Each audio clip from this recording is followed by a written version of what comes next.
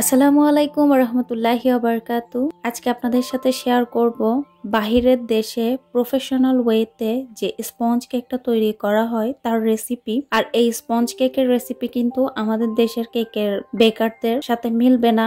তো আমি কিন্তু প্রথমেই এই কেকটা কিনে খেয়েছি। যখন আমার কাছে টেস্ট ভালো লেগেছে, আমি অনেক কষ্টে এই রেসিপিটা খুঁজে খুঁজে বের করে প্রত্যেকটা টিপস বাই টিপস সহকারে আপনাদের সাথে শেয়ার করছি। তো আমাদের দেশে যারা বেকাররা আছেন তারা যদি এই কেকটা তৈরি করে সেল করেন, আমি 100% গ্যারান্টি দিয়ে বলছি আপনি দামটা একটু বাড়িয়ে সেল করতে পারবেন। তো যাই হোক, চলেন তাহলে মূল রেসিপিতে চলে যায় বিসমিল্লাহ বলে। প্রথমে আমি শুকনো উপকরণের মধ্যে নিয়েছি হচ্ছে 1/3 কাপ পরিমাণ ময়দা, 1/2 কাপ পরিমাণ কর্নফ্লাওয়ার, 1/4 টিস্পুন পরিমাণ বেকিং পাউডার, বেকিং সোডা কিন্তু দিইনি। তার সাথে 2/3 কাপ নিয়েছি হচ্ছে চিনি, যেগুলো নর্মাল চিনি আছে সেটাই, কোনো প্রকার পাউডার করে নিইনি। চিনি কিন্তু আমি আলাদা করে করে নিয়েছি, দেখতেই পেয়েছেন। তো আমি 1/3 কাপ মেপে 1/2 কাপে রেখেছি, তারপরে কিন্তু আবারও 1/3 কাপ নিয়েছি। দেন 4টা ডিম কুসুম আর সাদা অংশ আলাদা করে নিয়েছি। আর এখন প্রথমে সাদা অংশটা আমি বিট করে নিচ্ছি। আর বিট করার আগে আমি 5 ফোঁটা, শুধুমাত্র 5 ফোঁটা ভিনেগার দিয়ে দিয়েছি। ভিনেগারটা দিয়ে কিছুক্ষণ আমি বিট করেছি, দেখতেই পেয়েছেন। যখন এমনটা বাবলস উঠে আসবে, ফেনা ফেনা হয়ে যাবে, তখন কিন্তু আমি এই যে 1/3 কাপ চিনি নিয়েছি সেটাকে অল্প অল্প করে দিয়ে তারপরে কিন্তু আমি পুরো ডিমের ম্যারাংটাই তৈরি করে নিব। আর ডিমের ম্যারাংটা অবশ্যই তৈরি করার সময় বিটারের স্পিডটা অবশ্যই লো স্পিডে রেখে বিট করে করে করবেন, এতে করে আপনার ডিমের ম্যারাংটাও সুন্দর হবে। আর দ্বিতীয়ত চিনিটাও পারফেক্টলি গলে যাবে। তো আমি যে রেসিপিটা ফলো করে তৈরি করছি, সে কিন্তু একজন প্রফেশনাল বেকার, এন্ড সে যেভাবে স্টেপ বাই স্টেপ করেছে আমিও কিন্তু সেম স্টেপ বাই স্টেপ রেসিপিটা আপনাদের সাথে শেয়ার করছি। তো দেখতেই পাচ্ছেন একদম ক্রিমি, একদম পারফেক্ট ম্যারাং তৈরি করে নিয়েছি, যে ম্যারাংটা বাটিটা উল্টিয়ে দিলেও পড়বে না। তো আপনি যদি ম্যারাংটা অবশ্যই লো স্পিডে রেখে বিট করেন অল্প অল্প চিনি দিয়ে, বাট ওভারবিট করা যাবে না, তাহলে একটু সময় নিয়ে করলেও দেখবেন আপনার ম্যারাংটা পারফেক্টলি তৈরি হয়ে গেছে। আর আপনার ডিমটা অবশ্যই রুম টেম্পারেচারের হতে হবে। দেন ডিম কিন্তু বহুদিন পুরনো ডিম ইউজ করবেন না, নতুন ডিম কিনে এনে ইউজ করবেন, এতে করে কিন্তু ডিমের ফোমটা ভালো হয়। তো এরপরে ডিমের যে 4টা কুসুম রেখেছি, সে কুসুমগুলো আমি যে 1/3 কাপ চিনি ছিল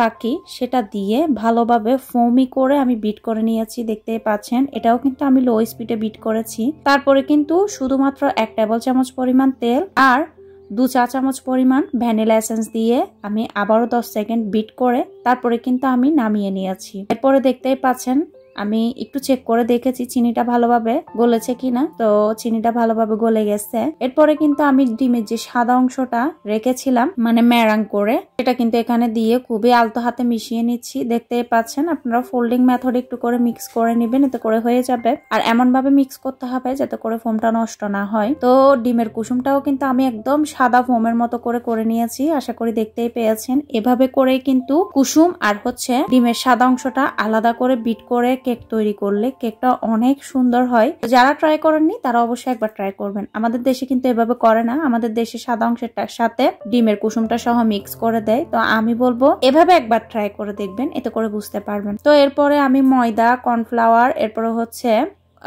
বেকিং পাউডার একসাথে মিক্স করে 2-3 বার চেলে নিয়ে এখানে কিন্তু অর্ধেক দিয়ে দিয়েছি কুসুমের সাথে। তারপরে কিন্তু শুকনো উপকরণ প্রথমে এক ধাপে অল্প দিয়ে কুসুমের যে অংশটা ছিল সেটার সাথে মিক্স করে নিয়েছি।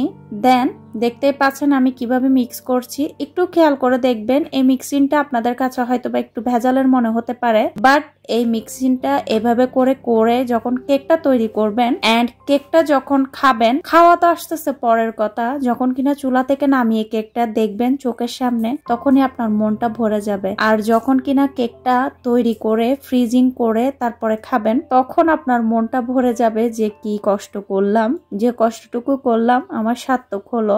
সত্যি বলছি আমার কাছে খুবই ভালো লেগেছে। আর আমি গ্যারান্টি দিয়ে বলছি আপনাদেরও অনেক ভালো লাগবে এই কেকটা। আমি যেভাবে প্রত্যেকটা টিপস এন্ড ট্রিক সহকারে শেয়ার করেছি আপনাদের সাথে, সেভাবে করে কিন্তু তৈরি করবেন। তো এখানে দেখতে পাচ্ছেন আমি আবারও ডিমের কুসুমের অর্ধেক অংশ দিয়েছি ফোমের সাথে, মানে ম্যারাং এর সাথে আর কি। তারপরে কিন্তু সাদা অংশ আর অল্প দিয়ে আমি বিটার দিয়ে মিক্স করে নিয়েছি। দেন এখন বাদ বাকিগুলো দিয়ে আমি দেখতেই পাচ্ছেন সুন্দর করে মিক্স করে নিব।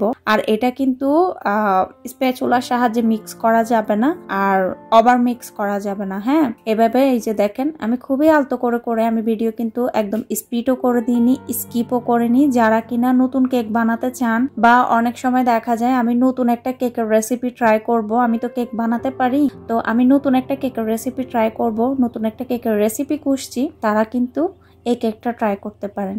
তো অবশ্যই এই যে আমি যেভাবে দেখেন মিক্স করছি ঠিক সেভাবে করে মিক্স করবেন ফোল্ডিং মেথডে।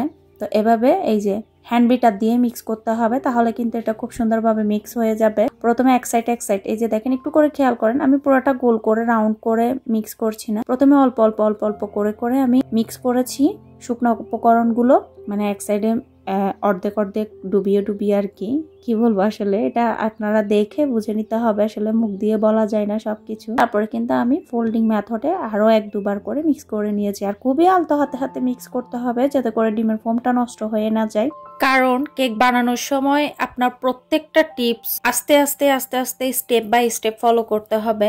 ধরেন আপনি সবকিছু ঠিকঠাক ভাবে করলেন, এই মিক্সিং এর ক্ষেত্রে যদি আপনি ধুম ধারাক্কা করে হুটহাট করে মিশিয়ে ফেলেন তাহলে কিন্তু আপনার কেকটা একদম বরবাদ হয়ে যাবে। যখন বেক করবেন তখন দেখা যাবে প্রথমে ফুলবে, তারপরে কিন্তু এটা চুপসে যাবে। তো এই হচ্ছে কথা। তো যাই হোক, এই যে দেখতেই পাচ্ছেন আমি স্মুথ ভাবে পারফেক্ট একটা ঘন থকথকা ব্যাটার তৈরি করে নিয়েছি। আর আমার ব্যাটারটা কিন্তু দেখতেই পাচ্ছেন যতটুকুতে ডিমের ফোমটাই ছিল ততটুকুতেই আছে, কারণ আমার ফোমটা নষ্ট হয়নি সেই কারণে। তো কেক বানানোর ক্ষেত্রে বলছি সব সময় প্রত্যেকটা টিপ স্লোলি আস্তে আস্তে করে করে ফলো করে কেকটা তৈরি করবেন, তাহলে দেখবেন আপনার কেকটা সুন্দরভাবে বেক হবে।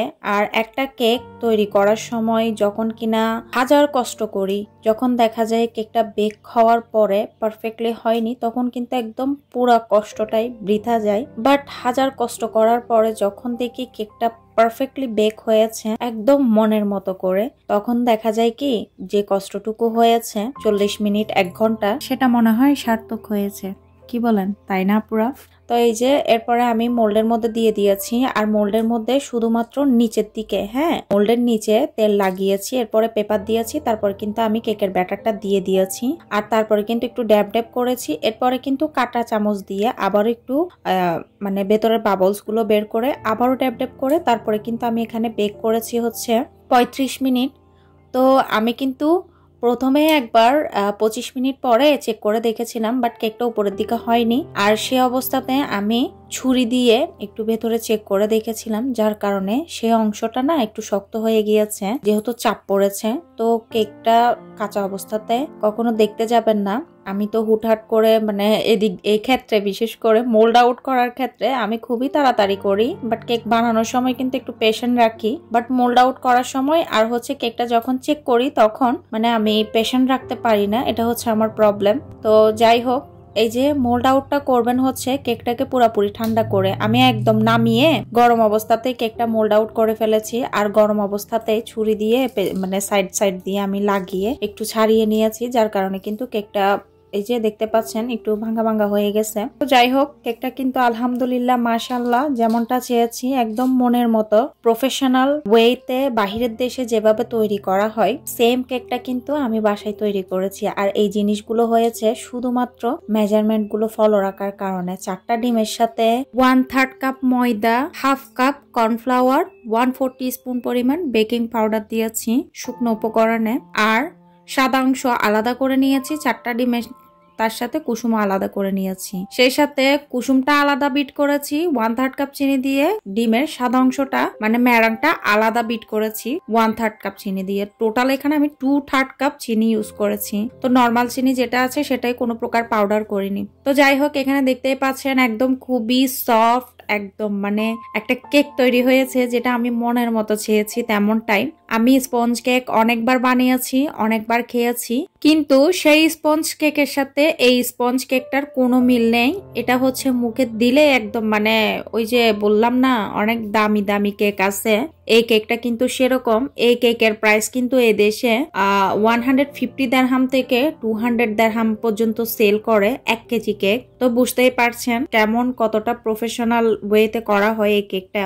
তো আমার সাবস্ক্রাইবার আপুর কথা বলছি, যে বিন শারমিন আপু সবসময় আমার কাছে জিজ্ঞেস করে কেকের ভিডিও দিলে যে উনির কেক নাকি আঠালো আঠালো হয়ে থাকে। তো আজকে আপুর উদ্দেশ্যে বলে দিচ্ছি, আপু কেক যদি আঠালো হয়ে থাকে তাহলে অবশ্যই মিক্স করার সময় ময়দা যখন দিয়ে মিক্স করবেন তখন কিন্তু ওভার মিক্স করবেন না, এতে করে কিন্তু কেকটা আঠালো হয়ে থাকতে পারে। আর দ্বিতীয়ত হচ্ছে বেক করার সময় অবশ্যই একটু ভালো করে বেক করবেন সিলভারের ঢাকনা দিয়ে, সময় নিয়ে বেক করবেন। আর সিলভারের ঢাকনা দিয়ে যদি বেক করেন তাহলে কিন্তু আপনার কেকটা উপরের দিকে একটা সুন্দর কালার আসবে, আর এতে করে কিন্তু আঠালো ভাব হবে না। আশা করি বুঝতে পেরেছেন। আর চুলা ফ্লেমটা কিন্তু অবশ্যই ছোট করে বেক করবেন একটু সময় নিয়ে, তাহলে কিন্তু আর কেকের উপরের দিকে আঠালো ভাব থাকবে না। দেখতেই পেলেন, কেটে দেখালাম, আবারও দেখাচ্ছি। দেখেন কতটা সফট হয়েছে কেকটা, মানে মুখে দিলেই ক্রিমের সাথে মিলিয়ে যাচ্ছে। তো ডেকোরেশনের দিকে যাবেন না দয়া করে কেউ, কারণ আমি না ডেকোরেশনটা সেভাবে করতে পারি না। আলহামদুলিল্লাহ কেক বানাতে পারি। আর এটা হচ্ছে গাড়ি থিম কেক বানিয়েছি, ইনশাল্লাহ এটা ভিডিও শেয়ার করব। তো যেটা রেসিপি শেয়ার করেছি সেটা কিন্তু আমার ছেলের জন্য রং বেরঙের কালার দিয়ে করেছি, ও বলেছে সেজন্য। তো ভিডিও ভালো লাগলে লাইক কমেন্ট শেয়ার এন্ড চ্যানেলটা সাবস্ক্রাইব করতে ভুলবেন না। আজকের মতো বিদায় নিচ্ছি,